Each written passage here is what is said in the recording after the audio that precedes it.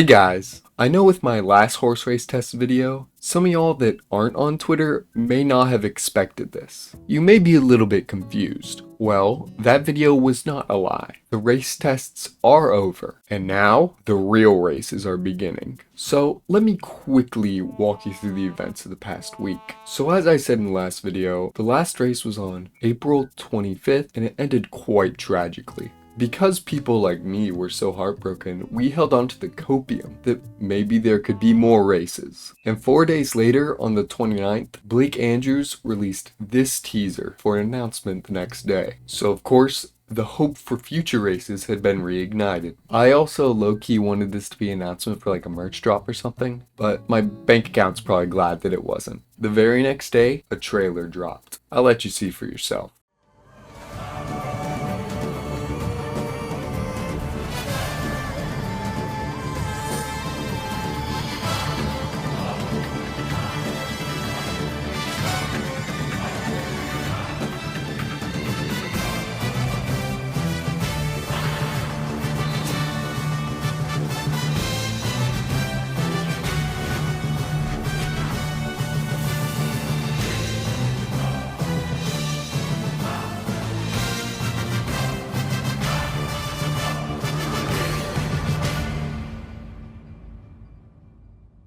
So you may be asking, when and where do I get to watch? Well, if you're watching this video when it's uploaded,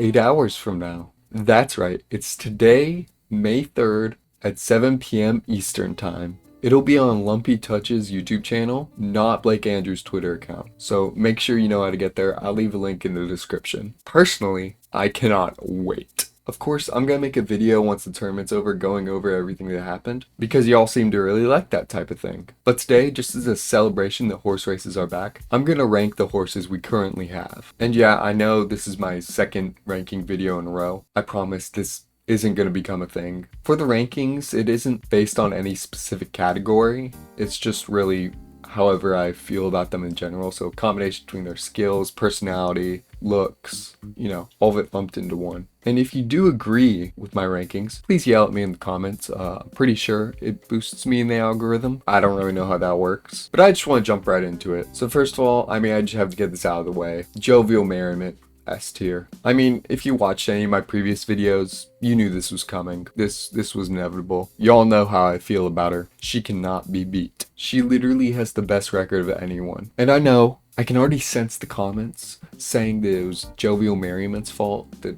that whole tragic ending happened. Was it really her fault? If it was anyone, it was superstitional realism. Like, come on. And if you don't agree that Jovial's the GOAT, then who? Who can compete with her? No one. That's the answer. Okay, I could go on for hours for my sweet, glorious Queen Jovial Merriment, but I gotta leave some time for the other horses. So next up, we have Downtown Skybox, the gray horse. This horse's record is not impressive at all. A lot more losses than wins. But honestly, I don't think this horse needs wins to be great, because Skybox's personality by far makes up for a lack of skill. Just look at the horse. You can tell there's not very much going on in that head. Her stupid looks really make me love her. And I'm not saying that to put her down. I truly respect this horse. At least she has a win. Some horses can't even get there. So I'm gonna throw this horse at a respectable B tier.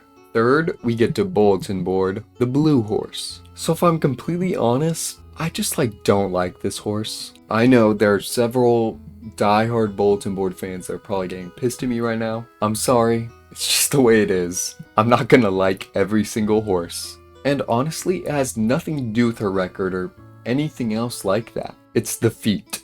You see, this horse is the only one of the originals to have these weird, misshapen feet. It really makes me uncomfortable. A horse is supposed to have hooves, not feet. What are these? Because of those weird, disgusting appendages? D tier. Bringing the mood back up a bit, let's talk about Yellow. She's one of the few horses to have not earned a name by not winning at all. Honestly, I hope she just at least wins one round of the tournament so she can get a name. She's pretty much the worst racer. However, she has a certain charm.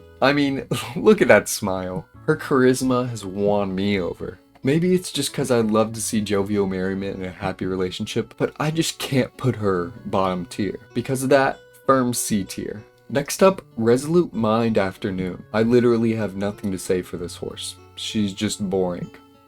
D tier.